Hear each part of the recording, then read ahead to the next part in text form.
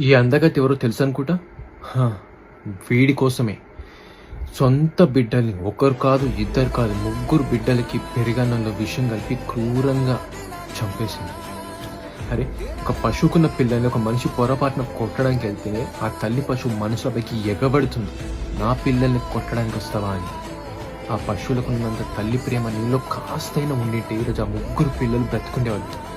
అరే get together అంటే 10 సంవత్సరాలు కలిసి చదువుకున్నప్పుడు అక్కడ జరిగిన జ్ఞాపకాలను గుర్తు చేసుకోవడానికి మాత్రమే. అంతేగాని అక్కడ కామాన్ని తెచ్చుకొని సొంత బిడ్డని చంపుకోవడానికి కాదు. సృష్టిలో గొప్పనైన ఏందో తెలుసా? తల్లి ప్రేమ అంటారు. ఇది అదే నిజం. కానీ ఈరోజు తల్లి ప్రేమ అనే పదానికి చెరగని ఒక మచ్చ తెచ్చిపెట్టినాం. ఛీ! ఈ అందగతి ఎవరో తెలుసనుకుంటా? హా! వీడి కోసమే.